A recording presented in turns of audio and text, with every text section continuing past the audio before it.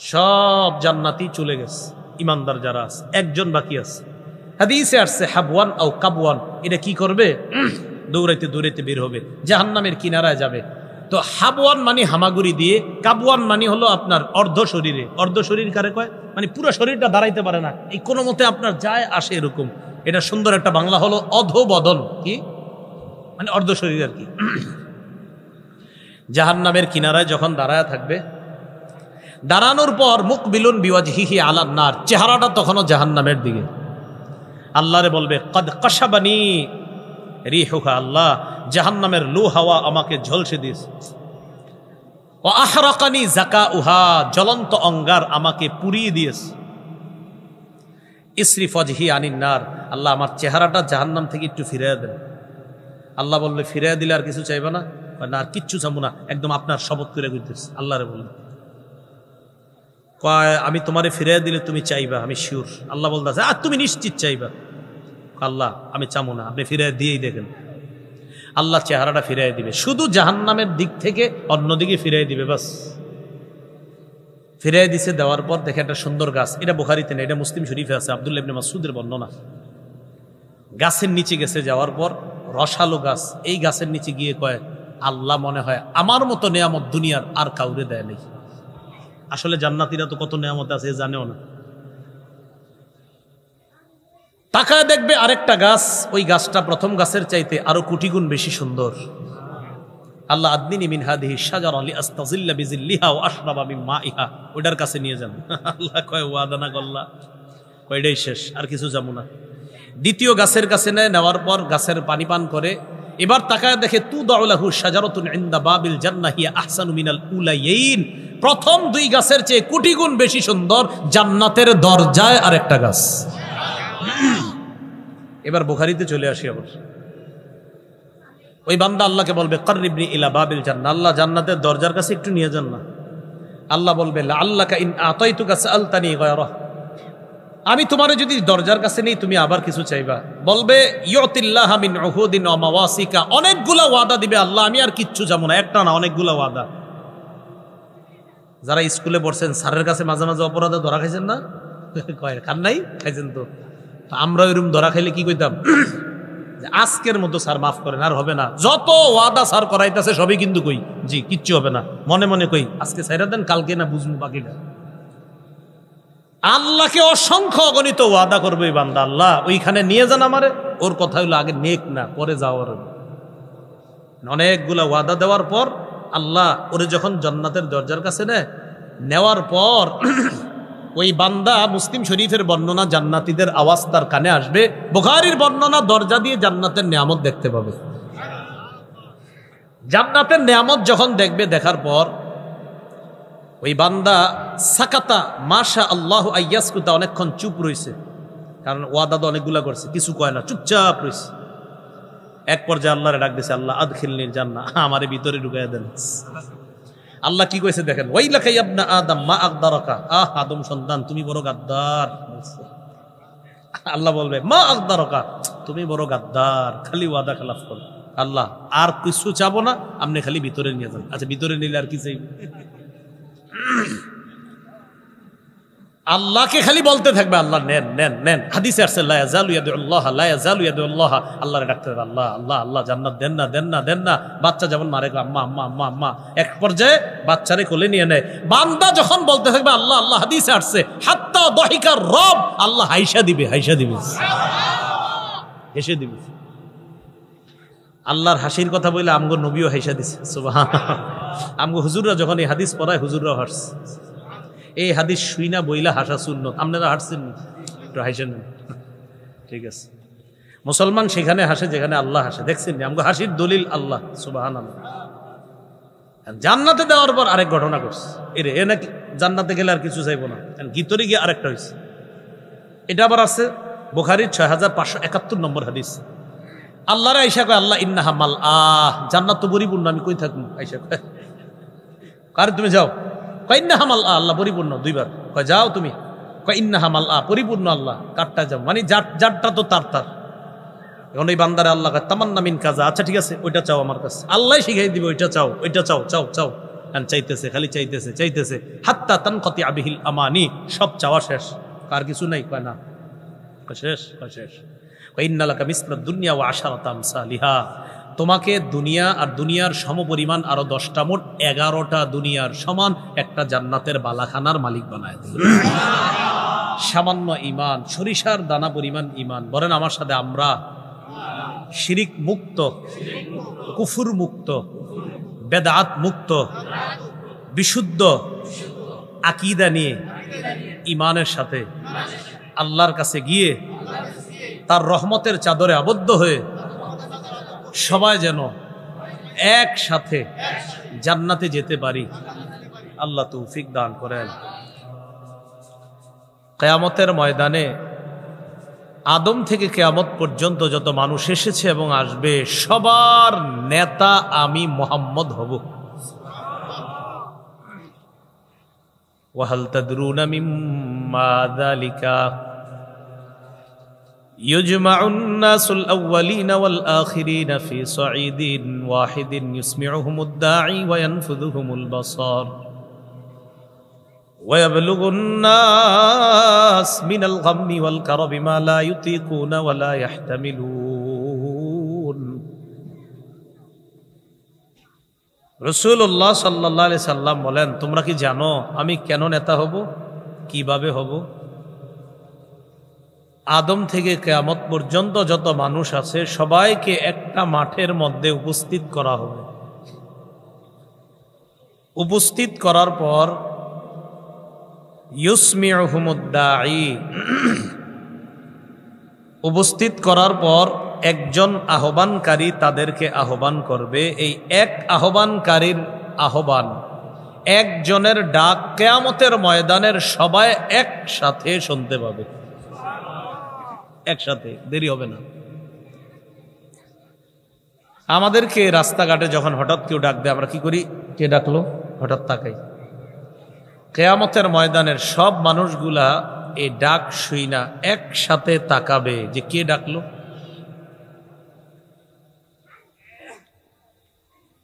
তাকানোর পর দেখবে তাদনুস শামস, সূর্যটা একদম কাছে চলে আসছে। সূর্য এটা দুনিয়ার সূর্যের মতো না, বরং এটার চেয়ে আরো অনেক বেশি পাওয়ারি সূর্য। সূর্য কাছে আসার পর মানুষগুলা এত পরিমাণ ঘামাবে, যার গুনাহ যেই পরিমাণ সে ওই পরিমাণ ঘামের মধ্যে সাঁতার কাটবে।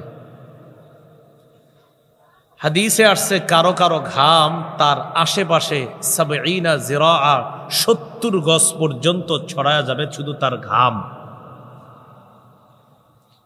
ইউলজিমুহুমুল আরাকু ইলজামা, তার ঘামের মধ্যে সে এমনভাবে ডুববে, হাত্তা ইয়াবলুগা আযানাহুম, তার কানের লতি পর্যন্ত ঘামের নিচে চলে যাবে।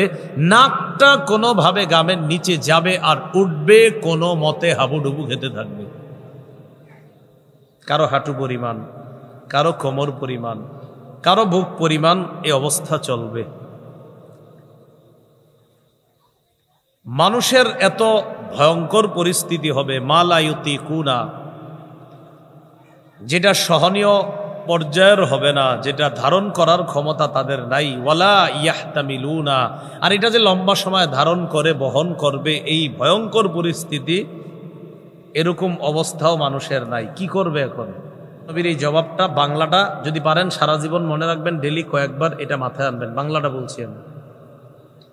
আদম নবী বলেন, আজকে আমার রব এত রাগ করে আছেন, এরকম রাগ আগে কখনো করেনি, আজকের পরে কখনো এমন রাগ করবে না। এই বাংলাটা ডেলি কয়েকবার মাথায় আনবেন। দুনিয়ার প্রথম মানুষ, প্রথম নবী, সব মানুষের আব্বা বলতেছে আজকে রব এত রেগে আছেন, আজকের মতো এমন রাগ আগে করেনি, আজকের মতো এত রাগ ভবিষ্যতে কখনো করবে না। একজন নবী, প্রথম মানুষ, সবার পিতা, তিনি এই কথা বলতেছে তার সন্তানদেরকে। নফসি নফসি নফসি 3 বার বল। নফসি নফসির একটা বাংলা হলো আমি আমার নফসের পরিত্রাণ চাই, আর একটা বাংলা হলো আমি নিজেই সুপারিশ প্রত্যাশী। আমার নিজেরই সুপারিশ প্রয়োজন, আমি আবার কার জন্য সুপারিশ করব? ইন্নাহু কদ নাহানি আনিশ শাজারা, আল্লাহ আমাকে নিষেধ করছে আমি যেন ওই গাছের কাছেও না যাই। আসাইতুহু, আল্লাহর এই নিষেধাজ্ঞাটা বুঝতে আমার একটু অন্যরকম হয়ে গিয়েছে। কি বললাম বাংলাটা? আসাইতুহু, আল্লাহর এই নিষেধাজ্ঞাটা বুঝতে আমার অন্যরকম হয়ে গিয়েছে। আল্লাহ বলেছেন একভাবে, আমার বুঝাটা হয়েছে আরেকভাবে। হয়েছে, করেছি বলি নেই, বাংলাটা মনে রাখবেন। আমার বুঝটা অন্যরকম হয়েছে। হওয়া কখনো অপরাধ হয় না, মাথায় রাখবেন, করা অপরাধ হয়। তো আদম নবী বলবে, আজকে যদি আল্লাহ বলে আপনি প্রথম মানুষ, প্রথম নবী, আপনি কেমনে গাছটার কাছে গেলেন? আমি না করছি যে? আজকে এই প্রশ্ন আমাকে করে ফেললে আমি কি জবাব দিব? ইযহাবু ইলা গায়রি ইযহাবু ইলা নূহ আলাইহিস সালাতু ওয়াস সালাম, আমি ছাড়া অন্য কারো কাছে যাও, নূহ নবীর কাছে তোমরা যাও। ফায়াতুনা নূহা, সব মানুষগুলো নূহ নবীর কাছে আসবে। আসার পর বলবে, ইন্নাকা আনতা আউয়ালুর রুসুলি ইলা আহলিল আরদ, এ নূহ পয়গম্বর, দুনিয়ার মধ্যে আপনি হলেন শরীয়তের প্রথম রসুল। দুনিয়ার মধ্যে যখন শিরিক শুরু হয়ে যায়, শরীয়তের প্রয়োজন দেখা দেয়, ওই শরীয়ত দিয়া সর্বপ্রথম রসুল হিসাবে আল্লাহ আপনাকে দুনিয়াতে পাঠিয়েছে। নবীও বলবে, আজকে আমার রব এত রেগে আছে, আজকের মতো এত রাগ আগে কখনো করেনি, আজকের মতো এত রাগ আর কোনোদিনও আল্লাহ করবে না। ইন্নাহু কদ কানাত লি দাওয়াতুন দাআউতুহা আলা কওমি, আল্লাহ আমাকে স্পেশাল একটা দোয়া দিয়েছিলেন, আমি এই দোয়াটা জাতির বিরুদ্ধে করেছিলাম। এটা স্পেশাল দোয়া দিস। আমি কি করছি জানো? আমি দোয়া করছি, দোয়া করার পরে আল্লাহ পুরা দুনিয়ার যা আছে সব ডুবাই দিস। আল্লামা কাসতালানী রহমতুল্লাহ আলাই বুখারীর টিকার মধ্যে লেখছে, টিকা, বাংলা যারা বুঝেন কি বলেন তো? টিকা, আর আরবি হলো হাসিয়া। ওখানে লেখছে, ইয়াদ-দাওয়াতুল্লাতী গারিকা বিহা আহলুল আরদ, এটা সেই দোয়া যেই দোয়ার কারণে পুরা দুনিয়ার সবাই ডুবে গিয়েছে, শুধু কয়েকজন ইমানদার ছাড়া, আর সব ডুবে গেছে। নূহ নবী বলবে, আল্লাহ যদি আজকে আমারে বলে আপনার একটা দোয়া দিলাম স্পেশাল, আপনি আমার বান্দাদের পক্ষে না কইরা এদেরকে যেন ডুবাইয়া দিই, এরকম দোয়াটা আপনি কেন করলেন? আল্লাহ যদি বলে ফেলে আমি আজকে কি করব? সব ওলামায়ে কেরাম একমত, নূহ নবী কোনো অন্যায় করেননি, ওনারে দোয়া করার অধিকার আল্লাহ দিছে, উনি যেইভাবে মন চায় করবে, উনি পক্ষে করবো আর বিপক্ষে এটা ওনার ইচ্ছা। কিন্তু নূহ নবীর টেনশন হবে যে আল্লাহ যদি বলে আপনি আমার বান্দাদেরকে ধ্বংস করার দোয়াটা কেন করলেন? তাহলে দেখেন, অপরাধ না এটারে অপরাধ মনে করতেছে, আর আমগত ক্যালকুলেটরও ধরবে না অপরাধ। আমি ছাড়া অন্য কারো কাছে যাও, ইব্রাহিম নবীর কাছে যাও, আমি তোমাদের জন্য সুপারিশ করতে পারবো না। তিনিও 3 বার বলবে, নফসি নফসি নফসি, আমি সুপারিশ প্রত্যাশী, আমি নিজেই নিজের পরিত্রাণ চাই, আমি আমার টেনশন নিয়ে আছি, তোমরা অন্য কারো কাছে যাও, ইব্রাহিম নবীর কাছে তোমরা যাও। ফায়াতুনা ইব্রাহিম আলাইহিস সালাতু ওয়াস সালাম, সবাই ইব্রাহিম নবীর কাছে আসবে। রসুলের কাছে এক সাহাবী আয়েশা বলছে, আপনি কোয়ার কারণে যাক ভালো হয়েছে, হাদিস জানবে সবাই। আয়েশা সালাম দিছে, আসসালামু আলাইকুম। নবী সালামের জবাব নিছে।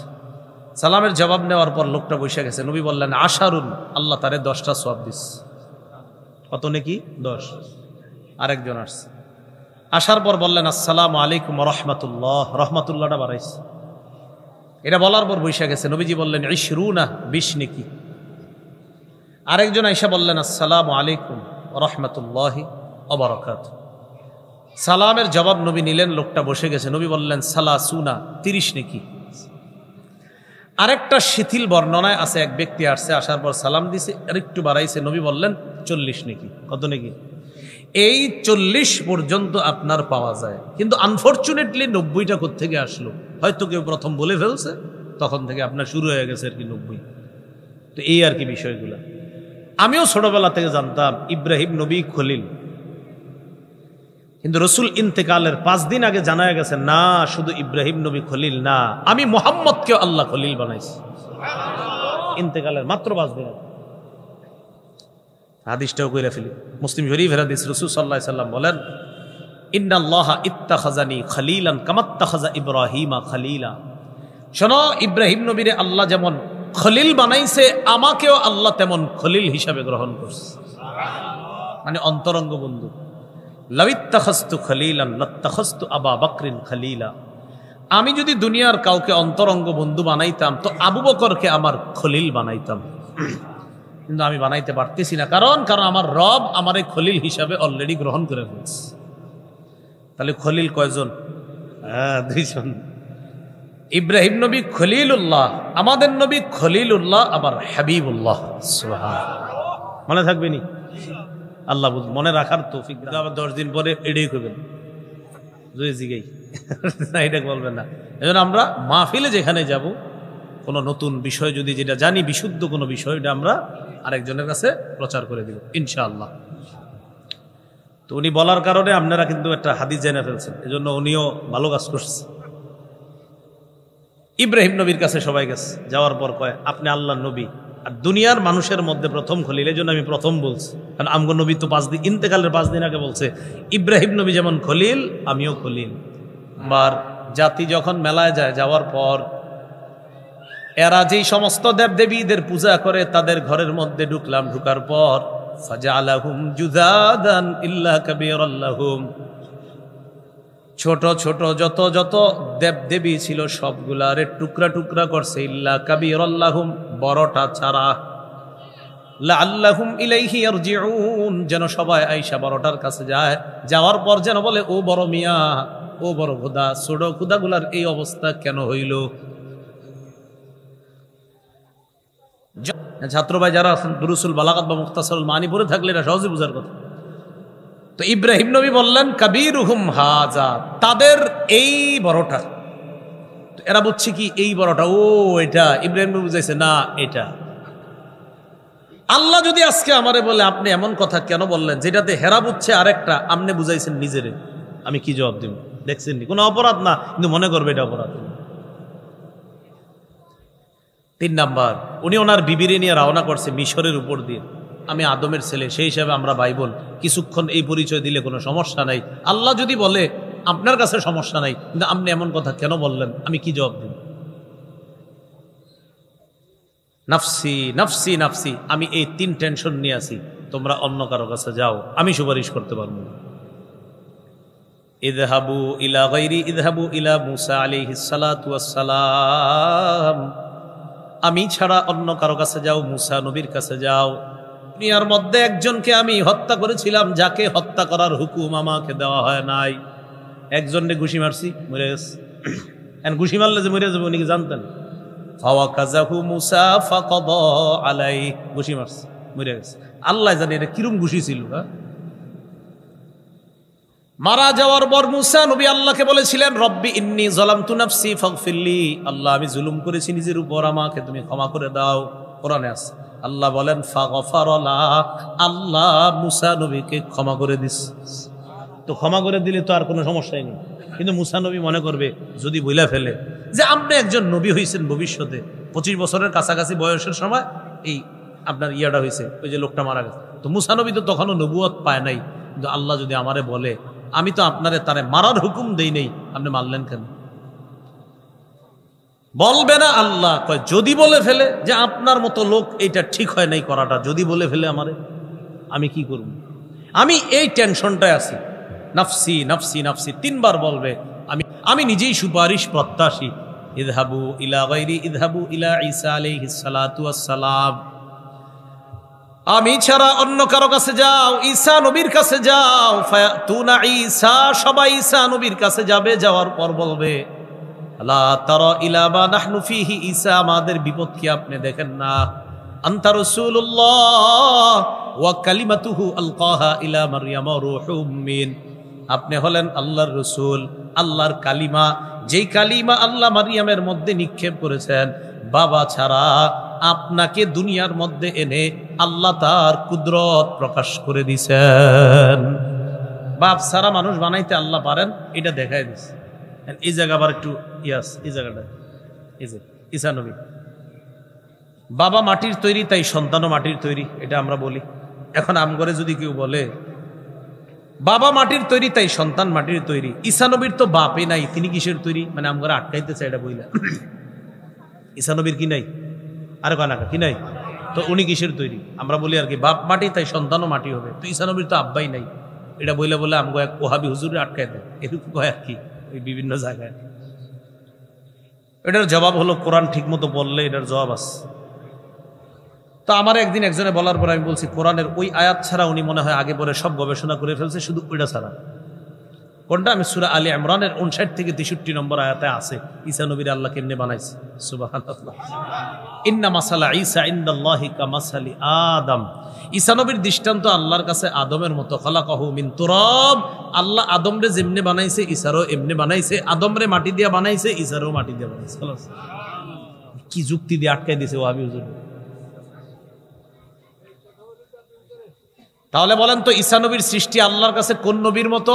আদম নবীর মতো। তো আদমরে যেমনি বানাইছে ঈসা নবীর এইভাবে বানাইছে। তো এই সব জায়গায় আমি কি বলি, আমি বলি কি এই আয়াত ছাড়া আগে পরের সবগুলো হয়তো উনি পাইছে, এটা হয়তো পায় নাই, তাই গবেষণা করতে পারে নাই। আশা করি গবেষণা করবে এটা পাইলে। যেমন মেরাজ রজনীতে আল্লাহ রসুল 50 ওয়াক্ত নামাজ পাইছে। কয় ওয়াক্ত? আমাদের দেশের একজন কোরআনের গবেষক, যিনি শুধু কোরআন গবেষণা করে হাদিস মানতে চায় না, তিনি দাবি করে বসলেন একদিনে 50 ওয়াক্ত নামাজ, এটা নবীর নামে মিথ্যা কথা। নাউজুবিল্লাহ বলেন। এটা সহিহ বুখারীর 349 নম্বর হাদিস, মুসলিম শরীফের 300 নম্বর হাদিস, মাদ্রাসা পাঠ্যপুস্তক অনুসারে 162 নম্বর হাদিস এখানে আছে। তো ওনার মাথায় ধরে না একদিনে আল্লাহ 50 ওয়াক্ত নামাজ কেমনে দিস, শেষে না 5 ওয়াক্ত করছে, কিন্তু ওনার কথা হলো আল্লাহ 50 দিলে এটা কেমনে সম্ভব, এটা ওনার মাথায় ধরে না, তাই এই হাদিস উনি মানতে চায় না। তো আমার এটা একজনে বলছে, তখন গাড়ি দিয়ে যাইতেছিলাম আপনার নরসিংদীর দিকে, বলার সাথে সাথে আমি বললাম উনি মনে হয় কোরআনের একটা আয়াত পর্যন্ত এখনো আসে নাই, এই জন্য এগুলো বলতে থাকবে না আসা পর্যন্ত। আমি বললাম কয় কোনটা? আমি কই কোরআন আসেনি আপনার পকেটে? কয় আস। তো খোলেন। তো মোবাইল খুলছে, খোলার পরে আমি বললাম আপনি যে গবেষকের গবেষণায় খুব অনুপ্রাণিত হইয়া, উনি আবার একটা মাদ্রাসায় প্রতি বছর 1 লক্ষ টাকা দান করতো, কিন্তু এখন আর দান করে না, নরসিংদীর এক মাদ্রাসায়। কেন? উনি আর এই মাদ্রাসায় দান টান করবে না। উনি কোরআনের গবেষকের কথা শুনে না বুঝছে যে মাদ্রাসায় হাদিস ইত্যাদি পড়ানো হয়, এগুলা সঠিক না, শুধু কোরআন এটাই মানতে হবে, এটা বুঝছে, এটা ওনার বুঝে এসে গেছে। তো পকেট থেকে মোবাইল খুলছে, আমি কই সূরা মাআরিজ খোলেন, খুলছে 29 পারার। তো খোলার পর আমি বললাম পড়েন। তো আরবি তো আর কদ্দুর পড়বে, আমি অনুবাদ পড়েন। অনুবাদ পড়তে পড়তে একটু পরে আস তারজুল মালাইকাতু ওয়ার রূহু ইলাই ফি ইয়াউমিন কানা মিকদারুহু 50 আলফা সানা। আল্লাহ বলছেন ওখানে একদিনের সমান হবে 50,000 বছরের সমান। 50 বেশি না 50,000 বেশি? তা আমি বললাম আপনার গবেষক 50 একদিনে মানতে পারলো না, উনি যখন কোরআন গবেষণা করতে করতে এই আয়াতে আসবে তখন 50,000 মানবে কেমন? ঈসা আলাইহিস সালাতু ওয়াস সালামের ব্যাপারে বলেন ঈসা নবী তার কোনো ত্রুটির কথা উল্লেখ না করে বলবে এদিক সেদিক গিয়া কোনো লাভ নাই। ইযহাবু ইলা গায়রি ইযহাবু ইলা মুহাম্মাদিন সাল্লাল্লাহু আলাইহি ওয়াসাল্লাম قد غفر الله له ما تقدم من ذنبه وما تأخر وفي رواية قد غفر له ما تقدم من ذنبه وما تأخر। আমি ছাড়া অন্য কারো কাছে যাও, মুহাম্মদ সাল্লাল্লাহু আলাইহি ওয়াসাল্লামের কাছে যাও।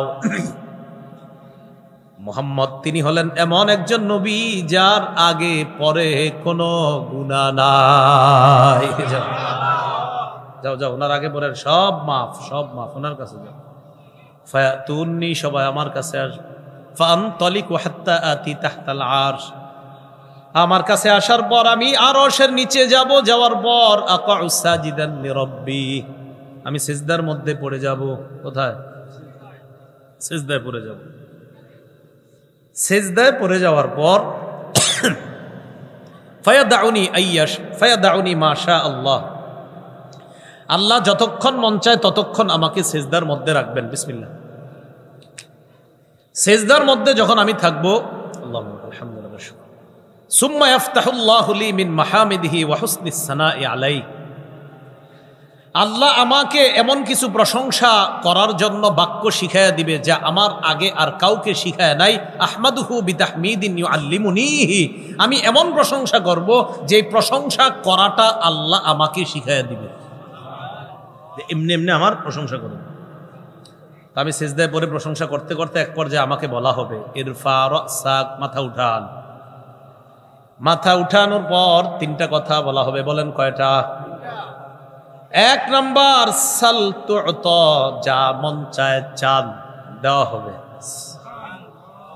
দুই নাম্বার কুল তুসমা, যা বলার বলেন শ্রবণ করা হবে।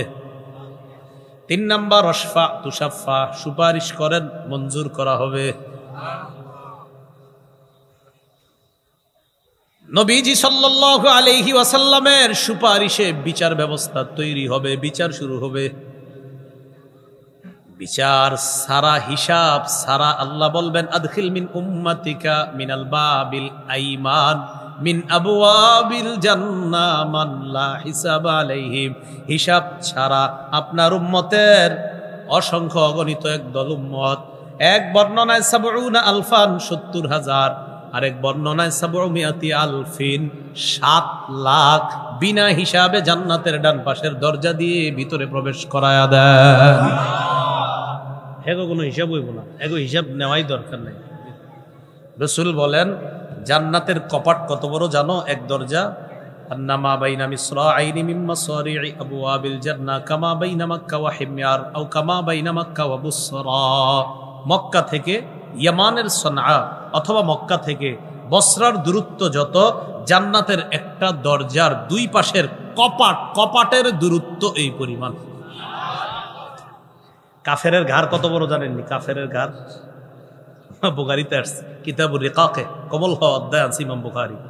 ইন্নামা বাইনা মানকাবাইল কাফিরি মাসিরাতু সালাসাতি আইয়ামিন লিরাকিবিল মুসরি'i। একজন দ্রুতগামী ঘোড়সওয়ার ঘোড়া চালায়া 3 দিনে যেই পরিমাণ যাইতে পারবে একজন কাফেরের 2 কাঁধের দূরত্ব এই পরিমাণ। আল্লাহ আমাদেরকে হেফাজত করেন। আপনি হলেন আল্লাহর রাসূল, আল্লাহর কালিমা, যেই কালিমা আল্লাহ মারিয়ামের মধ্যে নিক্ষেপ করেছেন। বাবা ছাড়া আপনাকে দুনিয়ার মধ্যে এনে আল্লাহ তার কুদরত প্রকাশ করে দিছেন। বাপ ছাড়া মানুষ বানাইতে আল্লাহ পারেন, এটা দেখাই দিছে। এই জায়গা আবার একটু এই জায়গাটা, এই যে ঈসা নবী, বাবা মাটির তৈরি তাই সন্তানও মাটির তৈরি, এটা আমরা বলি।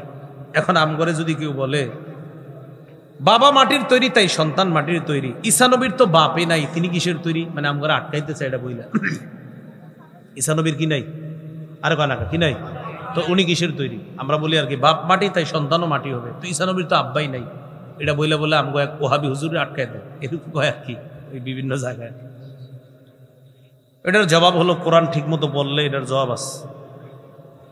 তো আমার একদিন একজনে বলার পর আমি বলছি কোরআনের ওই আয়াত ছাড়া উনি মনে হয় আগে পরে সব গবেষণা করে ফেলছে, শুধু ওইটা ছাড়া। কোনটা? আমি সূরা আলী ইমরানের 59 থেকে 63 নম্বর আয়াতে আছে ঈসা নবীর আল্লাহ কেমনে বানাইছে। সুবহানাল্লাহ।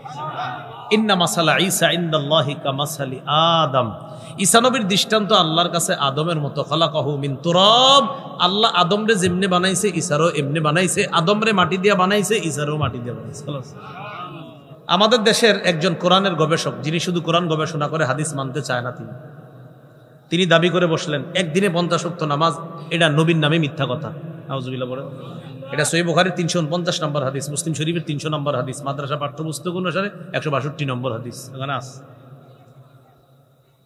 তো ওনার মাথায় ধরে না একদিনে আল্লাহ 50 ওয়াক্ত নামাজ কেমনে দিস, শেষে না 5 ওয়াক্ত করছে, কিন্তু ওনার কথা হলো আল্লাহ 50 দিলে এটা কেমনে সম্ভব, এটা ওনার মাথায় ধরে না, তাই এই হাদিস উনি মানতে চায় না। তো আমার এটা একজনে বলছে, তখন গাড়ি দিয়ে যাইতেছিলাম আপনার নরসিংদীর দিকে। বলার সাথে সাথে আমি বললাম উনি মনে হয় কোরআনের একটা আয়াত পর্যন্ত এখনো আসে নাই, এই জন্য এগুলো বলতে থাকবে না আসা পর্যন্ত। আমি বললাম কয় কোনটা? আমি কই কোরআন আসেনি আপনার পকেটে? কয় আস। তো খোলেন, তো মোবাইল খুলছে। খোলার পরে আমি বললাম আপনি যে গবেষকের গবেষণায় খুব অনুপ্রাণিত হইয়া, উনি আবার একটা মাদ্রাসায় প্রতি বছর 1 লক্ষ টাকা দান করতো, কিন্তু এখন আর দান করে না, নরসিংদীর এক মাদ্রাসায়। কেন? উনি আর এই মাদ্রাসায় দান টান করবে না। উনি কোরআনের গবেষকের কথা শুনে বুঝছে যে মাদ্রাসায় হাদিস ইত্যাদি পড়ানো হয়, এগুলা সঠিক না, শুধু কোরআন এটাই মানতে হবে। এটা ওনার বুঝে এসে গেছে। তো পকেট থেকে মোবাইল খুলছে, আমি কই সূরা মাআরিজ খোলেন, খুলছে 29 পারার। তো খোলার পর আমি বললাম পড়েন, তো আরবি তো আর কদ্দুর পড়বে, আমি অনুবাদ পড়েন। অনুবাদ পড়তে পড়তে একটু পরে আসে তারজুল মালাইকাতু ওয়ার রূহু ইলাই ফি ইয়াউমিন কানা মিকদারুহু 50 আলফা সানা। আল্লাহ বলছেন ওখানে একদিনের সমান হবে 50,000 বছরের সমান। আমি ছাড়া অন্য কারো কাছে যাও, মুহাম্মদ সাল্লাল্লাহু আলাইহি ওয়াসাল্লামের কাছে যাও। মুহাম্মদ তিনি হলেন এমন একজন নবী যার আগে পরে কোনো গুনাহ নাই। যাও যাও, ওনার আগে পরে সব মাফ, সব মাফ, ওনার কাছে যাও। ফায়াতুন্নি, সবাই আমার কাছে আসবে। ফাআনতালিকু হাত্তা আতি তাহতাল আরশ, আমার কাছে আসার পর আমি আরশের নিচে যাব। যাওয়ার পর আকাউ সাজিদান লিরাব্বি, আমি সিজদার মধ্যে পড়ে যাব। কোথায়? সিজদায় পড়ে যাব। সিজদায় পড়ে যাওয়ার পর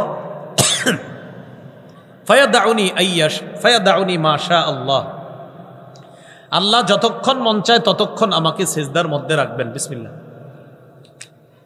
সিজদার মধ্যে যখন আমি থাকবো, আল্লাহু আলহামদুলিল্লাহ, সুম্মা ইয়াফতাহুল্লাহু লি মিন মাহামিদিহি ওয়া হুসনিস সানাই আলাইহি, আল্লাহ আমাকে এমন কিছু প্রশংসা করার জন্য বাক্য শিখায়া দিবে যা আমার আগে আর কাউকে শিখায় নাই।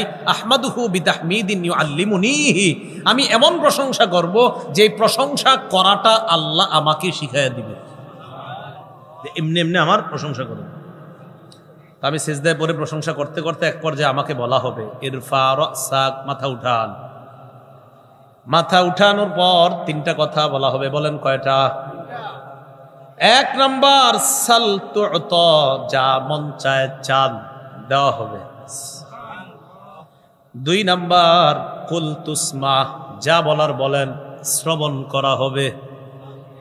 তিন নাম্বার অশফা তুষাফা, সুপারিশ করেন মঞ্জুর করা হবে। বিচার ব্যবস্থা শুরু হবে। বিচার যখন শুরু হবে, সহিহ বুখারীর 6573 নম্বর হাদিসে আসছে,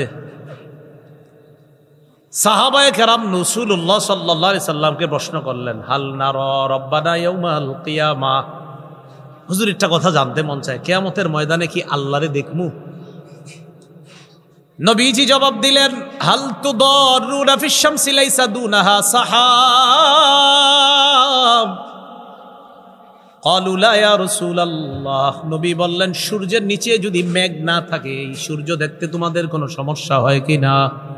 সূর্য নিচে মেঘ নাই, বলেন তো এই সূর্য দেখতে কোনো সমস্যা হয় না? সাহাবীরা বললেন না হুজুর, কোনো সমস্যা হয় না। এবার আল্লাহ নবী বললেন, হাল তুদারুনা ফিল কমার লাইসা দুনাহু সাহাব, চন্দ্রের নিচে মেঘ নাই, মেঘ ছাড়া চন্দ্র দেখতে তোমাদের কোনো সমস্যা হয় কিনা? আকাশে যদি চাঁদ দেখা যায়, নিচে যদি কোনো মেঘ না থাকে, বলেন চন্দ্র দেখতে কোনো সমস্যা হয়? নবী বলেন, তারাউনা রাব্বাকুম কাযালিকা, সূর্য আর চন্দ্র যেমন স্পষ্ট দেখতে পাও, কিয়ামতের ময়দানে রব কেমন সরাসরি দেখতে পাইবা। দেখবেন নি? আল্লাহ কবুল করেন। শর্ত আছে, কি আছে? শিরিক ছাড়া আমল করা লাগবে। কি ছাড়া? সূরা কাহফের শেষ আয়াতটা পড়ে নেবেন, 16 নম্বর পারা, 4 নম্বর পৃষ্ঠা, একদম শুরুতে দেখবেন আছে এখানে, ফামান কানা ইয়ারজু লিকা রাব্বিহি ফালইআমাল আমালান সালিহা, যে আল্লাহর সাক্ষাৎ চায় সে যেন নেক আমল করে। ওয়ালা ইউশরিক বিইবাদাতি রাব্বিহি আহাদা, রবের ইবাদতের মধ্যে যেন কাউকে শরীক না করে, অংশীদার না বানায়। 1 নাম্বার নেক আমল, 2 নাম্বার শিরিক ছাড়া আমল যদি আমার বান্দা করে, আল্লাহ কোরআনে জানায়া দিচ্ছেন আমার সাক্ষাৎ পাইবা।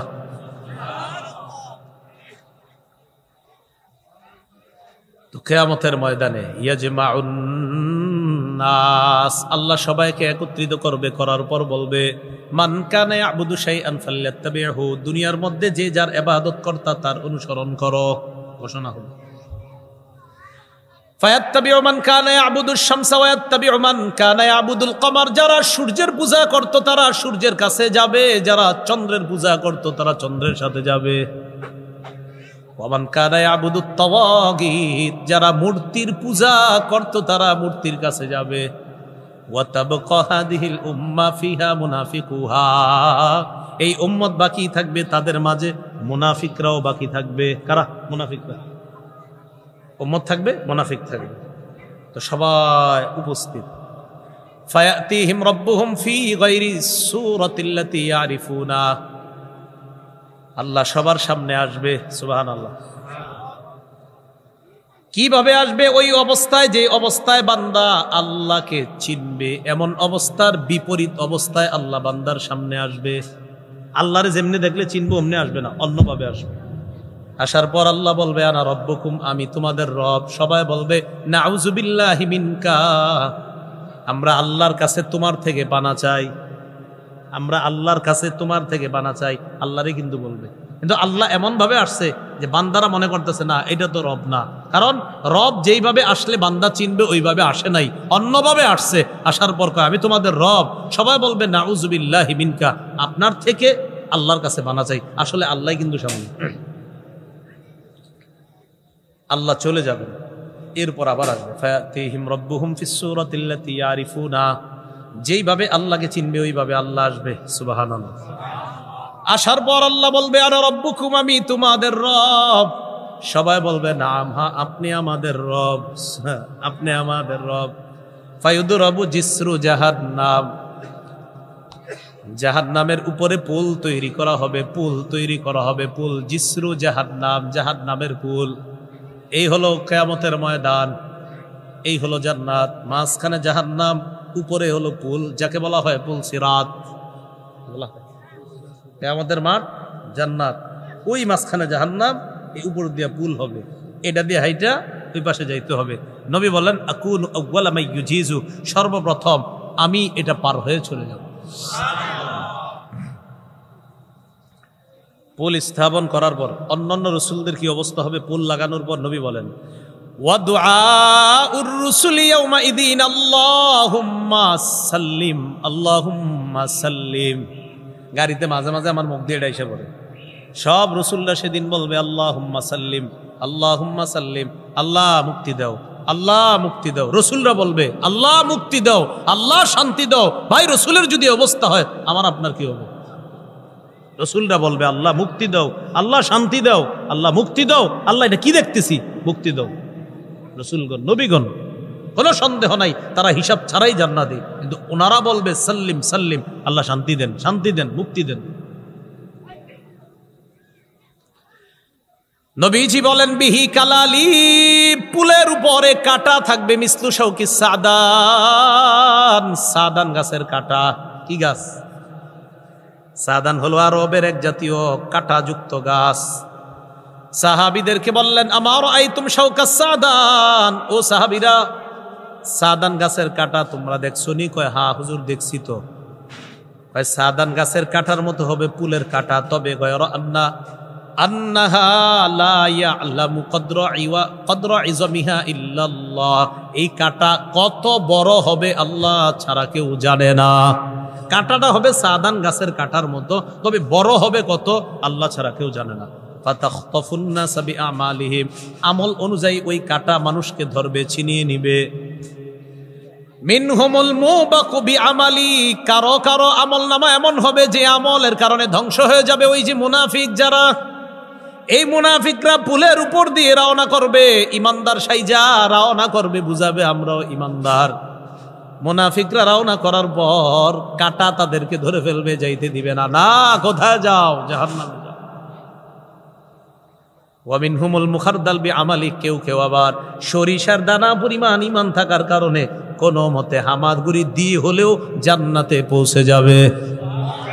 কাটা এদিক সেদিক লেগে যাবে, আপনার এই কোনো মতে চলে যাবে। এইভাবে আল্লাহ পাক রব্বুল আলামিন বিচার ব্যবস্থা যখন শেষ করবে, বিচার শেষ, বিচার কাজ শেষ, এরপরে আল্লাহ চাইবেন যাদের অন্তরে সরিষার দানা পরিমাণ ইমান আছে এদেরকে জাহান্নাম থেকে একবারে আল্লাহ টোটাল বের করে দিবেন। কিছু ইমানদার আছে বিভিন্ন অপরাধের কারণে জাহান্নাম নামক জেলখানায় বিভিন্ন মেয়াদে সাজা ভোগ করবে। আল্লাহ বলবেন ফেরেশতাদেরকে যাও জাহান্নামে যাও, যাদের অন্তরে সরিষার দানা পরিমাণ ইমান তাদেরকে বের করে আনো। ফেরেশতারা যাবে, যাওয়ার পর কিভাবে বের করবে? নবীজি বলেন ইয়ারিফুনা বিআলামাতি আসারি সুজুদ, চিনবে কেমনে এই কোটি কোটি মানুষের মাঝে কোনটা ইমানদার? হয় তাদের কপালের দিকে তাকাইলেই সেজদার চিহ্নগুলা দেখেই চিনতে পারবে এটা ইমানদার। রাসূল কি বলে দেখেন, ইন্নাল্লাহা হাররামা আলান নার আন তাকুলা মিন ইবনি আদামা আসারাস সুজুদ, জাহান্নামের আগুনের উপর আল্লাহ হারাম করে দিয়েছেন আগুন যেন আদম সন্তানের সেজদার স্থানটা না খাইতে পারে। দুনিয়া একদিকে, নামাজ আর একদিকে। নামাজ ছাইরেন না কখনো, গোটা দুনিয়া একদিকে রাখবেন, নামাজ আর একদিকে। বাচ্চা চিল্লাবে, আব্বা চিপস খাবো, কখন জানেন? একামত শুরু হইলে চিল্লাইবো বাচ্চা, শয়তান খুসায় দেয়, তুই কান, এই যে তোর আব্বা যাতে এখন জামাতে না যায়, বুঝলেন না? খুসায়, আগে জামাতে যাবেন, জামাত শেষ করবেন, দুনিয়ার অন্য কাজ করবেন। জামাতের একামত শুরু হবে দোকানে, ওই সময় কাস্টমার আসবে 10 জন, পুরা পরীক্ষা চলতেছে, এতক্ষণ বসে রয়েছেন কাস্টমার নাই, একামত শুরু, কাস্টমার আছে, ইবলিস লুইস, যাও না যাও হে নামাজি। ওই মুহূর্তে ইকামত চলতেছে, আপনি দোকানের শাটারটা লাগান না। আল্লাহ বলতেছেন লা নাসআলুকা রিজক, বান্দা আমি তোমার কাছে রিজিক চাই না, নাহনু নারযুকুকা, আমি তোমাকে রিজিক দেই। আমি তোমার কাছে রিজিক চাই না, আমি রিজিক দেই। তুমি শাটার লাগাও, নামাজে যাও, আমি তোমার রিজিক দেই।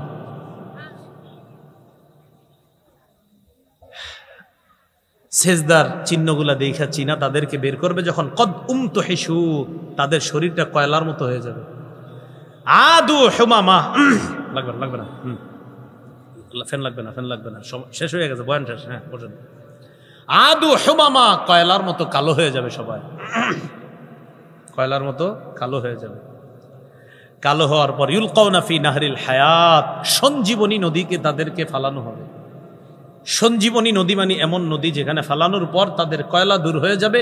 ইয়ামবুতুনা কানাবাতিল হিব্বাতি ফি হামিলিস সাইলি, প্রবাহমান সমুদ্রের মধ্যে কোনায় গিয়ে আবর্জনা থেমে, ওই আবর্জনার মধ্যে যেমন উদ্ভিদ জন্মে, এটা সবুজ শ্যামল সুন্দরভাবে এটা উৎপন্ন হয়, ইমানদারের শরীরের কয়লাগুলা গিয়ে ইয়ামবুতুনা, ইমানদারও এমন সজীব সুন্দর হয়ে জান্নাতি হয়ে যায়।